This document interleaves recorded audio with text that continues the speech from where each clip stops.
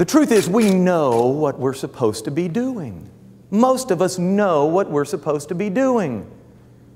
We know healthy choices at mealtime versus unhealthy choices at mealtime. It would probably shock none of you to know that one of the secrets to weight loss is to burn more calories than you consume. No. You sure? Yeah. But it's so hard to do these things. Why? Why when we know what to do? Why can't we do it? We know what it takes to grow our business. Why can't we do it?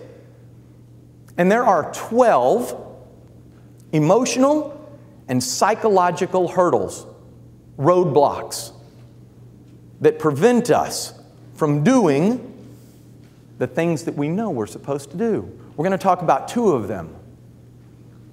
The first one is that there is a gap, a time gap, between the price we pay and the reward we receive. Sometimes we pay the price first and we get the reward later. Sometimes we get the reward now and we pay the price later.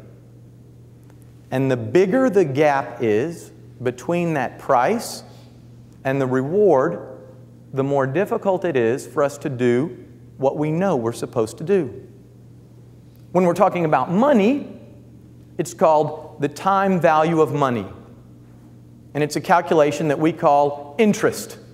Interest earned, interest paid. And financiers and money managers know how to calculate this, because money is a very simple thing to quantify. But pleasure is not as easy to quantify. Joy is not as easy to quantify. Satisfaction is not as easy to quantify. And so it makes it more difficult for us. It's harder to program it in on a financial calculator when we're talking about how much joy we get from eating cheesecake compared to broccoli. It's hard to put a number to that. We know it's there, it's just hard to put a number there. The second psychological, emotional roadblock that we're going to talk about is the risk involved. There is a risk that we can pay the price and not get the reward that we were expecting.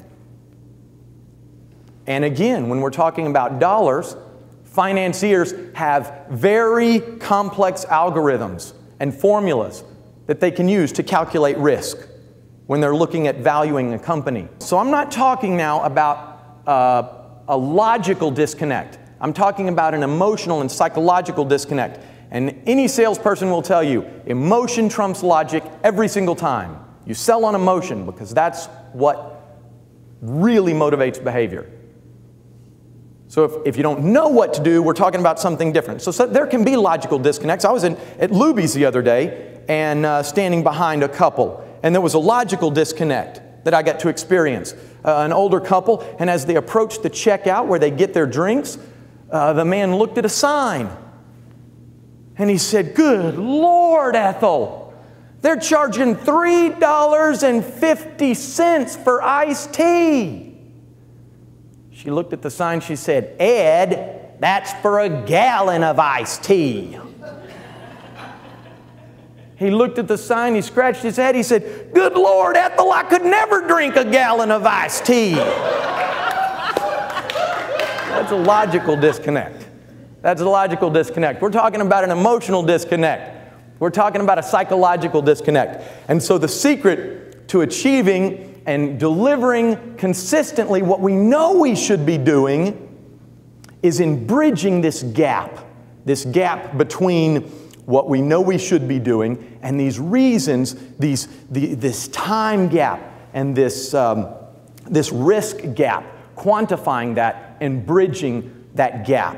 And when we can do that, that's when we can reprogram ourselves so that all of our emotions and all of our our fears and all of our anxieties are working towards creating success instead of undermining our success. So let's talk about how to do that.